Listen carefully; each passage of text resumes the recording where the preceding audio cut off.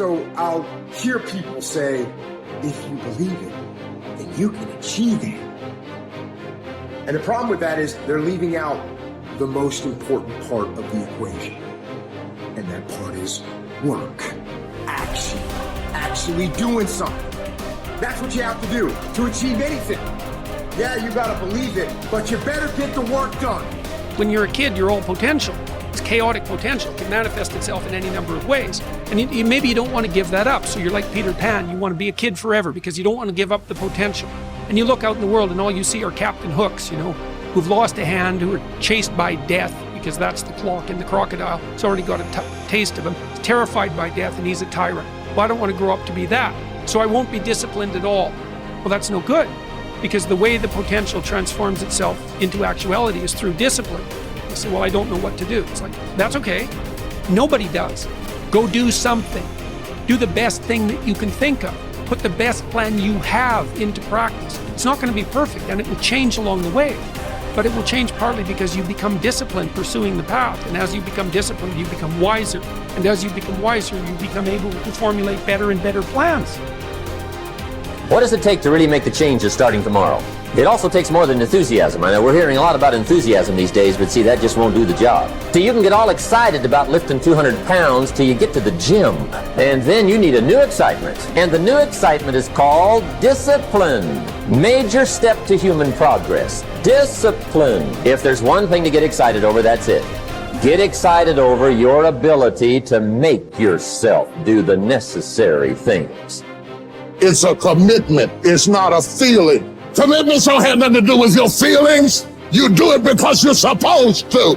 It's a lifestyle. Instead of hitting that snooze button in the fucking morning and not making your bed and not cleaning your house, you don't hit the snooze button. You get up. You don't want to go run, you go run. You don't want to go swim, you go swim. You don't want to make your bed, you make your bed. You don't want to clean your house, you clean your house. You don't want to study, you fucking study. That's how you start to callous your mind. It's going to suck. It's not going to be fun. Do something that sucks every single day of your life. That's how you grow. You will never have a greater or lesser dominion than that over yourself. The height of a man's success is gauged by his self-mastery, the depth of his failure by his self-abandonment. And this law is the expression of eternal justice. He who cannot establish dominion over himself will have no dominion over others. I mean, imagine you only have $100,000 to go buy a house. And so you go look at this house and it's like, Jesus, this house, man, it's like it needs a lot of work. It's like, well, that's all you've got. Well, are you going to pretend that the house is okay the way it is? Or are you going to look for where it's rotten and where the plumbing doesn't work and where the stove doesn't work? You have to go and look and see where everything needs to be fixed. And that's like, that is harsh, man. And then in order to do that properly, someone has to have taught you, look, you aren't your problems. Well, you are. You're most fundamentally that which, if it confronts its problems, can solve them. And that's the hero myth in a nutshell, by the way. The hero is the person who confronts horrible, chaotic potential and tames it and makes something of it, right? That's the fundamental human story. But the problem is that you have to face what you don't want to face in order to fix it. Yeah. And so you look at all the things about yourself that need to be burned off, that need to be dispensed with. And that, man, especially at the beginning, especially if you're screwed up, that might be like 95% of you just has to go up in flames. And it's painful. Even some of that stuff that you have to burn off doesn't want to die. And it'll scream in agony while you're burning it off. It's not pleasant. But if you know that you're the thing that can transcend your problems, most fundamentally, if you know you're the thing that, if it faces the problems, can transcend them, then you have the faith that would enable you to take stock of who you are. The chief task in life is simply this: to identify and separate matters so that I can say clearly to myself which are externals, not under my control, and which have to do with the choices I actually control. Where then do I look for good and evil? Not to uncontrollable externals, but within myself to the choices that are my own. Remember that among the things over which we have complete control are the goals we set for ourselves. I think that when a Stoic concerns himself with things over which he has some but not complete control, such as winning a tennis match, he will be very careful about the goals he sets for himself. In particular, he will be careful to set internal rather than external goals. Thus, his goal in playing tennis will not be to win a match, something external over which he has only partial control, but to play to the best of his ability in the match, something internal over which he has complete control. By choosing this goal, he will spare himself frustration or disappointment should he lose the match.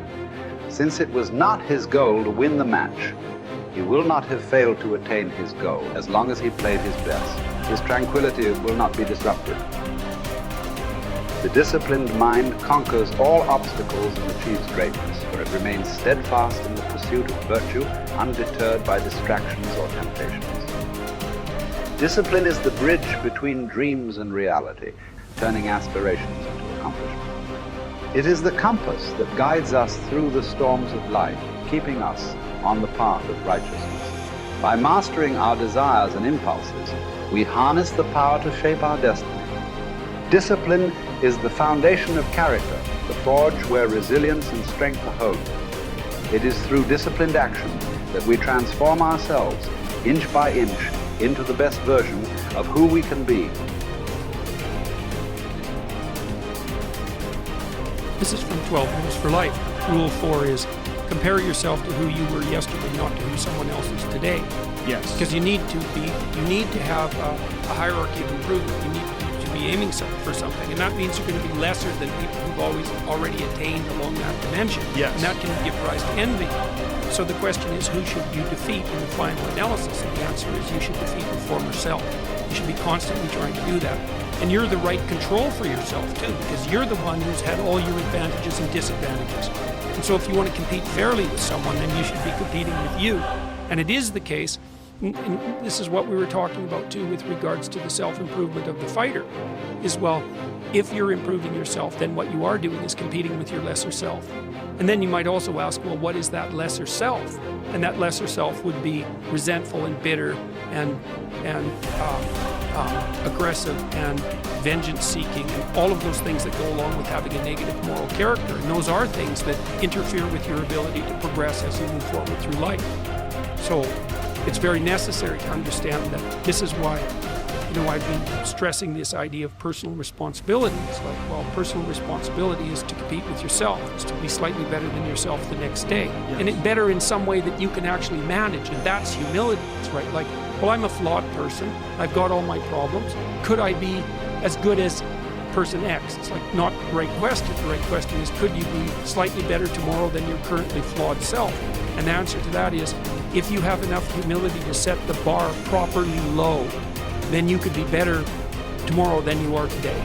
Because what you also have to do is you have to say, well, here's all my flaws and my insufficiencies, and the best that someone that flawed and insufficient could do to improve and actually do it is this.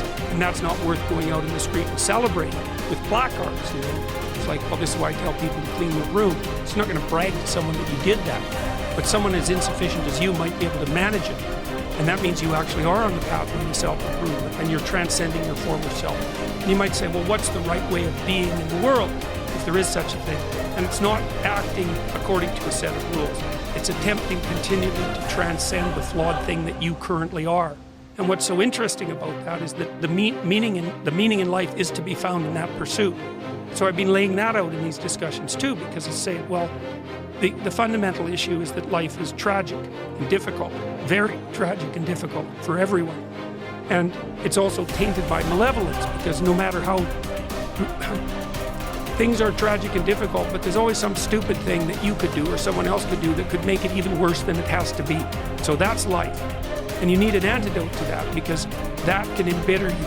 Constant contact with that. Just the tragedy, but the tragedy combined with betrayal and malevolence, that makes it even worse, especially if it's self-induced. Okay, so you need something to set against that so you don't get bitter and resentful. Well, what do you set against that? Doing something worthwhile, by your own definition, say. You need some reason to get the hell out of bed on a terrible day because you've got something good to do. Well, what's the best thing you can do? Transcend your current wretched and miserable self. There's meaning to be found in that, and that's a meaning that's associated with responsibility. One of the things that I've been trying to lay out clearly is that life is hard. It's tainted by malevolence and betrayal. That can make you bitter. You need a meaning to offset. Where's the meaning to be found? Not in rights, not in impulsive pleasure, but in responsibility. You take responsibility for yourself, so you take care of yourself. If you're good at it, you have some excess left over to take care of your damn family. If you're good at both of those, then you have some excess left over to take care of your community. Those are heavy burdens. You pick up the burdens, you find that's meaningful.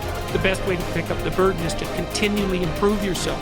And that's where the meaning is to be found. And so that meaning is in the continual self-transcendence.